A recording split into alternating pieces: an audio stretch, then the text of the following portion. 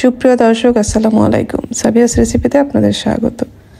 আজকে আমি খুবই মজার এবং হেলদি একটি রেসিপি শেয়ার করব। আমি বলবো ইফতারের জন্য একদম বেস্ট রেসিপি। চলুন তাহলে রেসিপিটি দেখে নিই। আজকে রেসিপিটি আমি চিরা দিয়ে তৈরি করব। এই জন্য এখানে আমি 1 কাপের মতো চিরা নিয়েছি। চিরাটা এখন আমি খুব ভালোভাবে ধুয়ে নেব। এটা আমি ধুয়ে নিয়ে আসলাম। ধুয়ে তারপর এরকম একটা ছাঁকনির মধ্যে আমি এটা ছেঁকে রেখে দিব।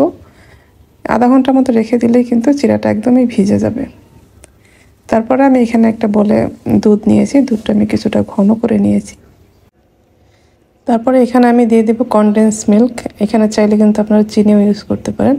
আর আপনারা যদি মিষ্টিটা না খেতে চান এটা বাদ দিলেও হবে। কনডেন্স মিল্কটা খুব ভালোভাবে দুধের সাথে মিক্সড করে নিয়েছি। তারপর যে আমি ধুয়ে রেখেছিলাম চিরা, এখানে আমি পছন্দ মতো চিরা দিয়ে দিলাম। চিরাটা খুব ভালোভাবে মিশিয়ে নিব। তারপর এখানে আমি দই নিয়েছি। দইটা একদম কড়া মিষ্টি না, টক মিষ্টি যে দইটা ওইটা নিয়েছি আমি এখানে আমি আমার পছন্দ মতো দইটা দিয়ে দিলাম। এটা কম বেশি যার যার পছন্দ মতো দিয়ে নেবেন। তারপর দইটাও আমি খুব ভালোভাবে চিরার সাথে মিশিয়ে নিব। সারাদিন রোজা রাখার পরে এরকম একটি ডেজার্ট কিন্তু স্বাস্থ্যের জন্য খুবই ভালো। আমার তো খুবই পছন্দের একটি খাবার এটা। এখন আমি এখানে পছন্দ মতো ফল দিয়ে দিব। এখানে আমি কলা নিয়েছি। এটার সাথে কলাটাই বেশি ভালো লাগে খেতে। এখানে চাইলে আপনারা খেজুরও দিতে পারেন। আমি আজকে খেজুরটা দিইনি। তারপর আমি এখানে 2 রকমের আঙ্গুর নিয়েছি। একটা লাল আঙ্গুর আর একটা সবুজ আঙ্গুর।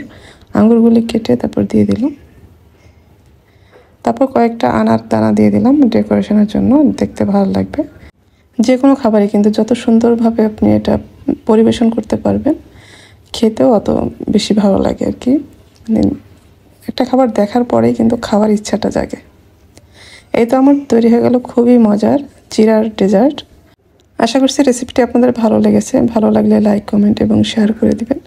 যারা আমার রেসিপিগুলি ফেসবুক থেকে দেখেন পেজটি ফলো করার অনুরোধ রইল। আর যারা ইউটিউব থেকে দেখেন চ্যানেলটি সাবস্ক্রাইব করার অনুরোধ রইল। সবাই ভালো থাকবেন। পরবর্তী রেসিপি দেখার আমন্ত্রণ রইল। আজকে এই পর্যন্তই। আল্লাহ হাফেজ।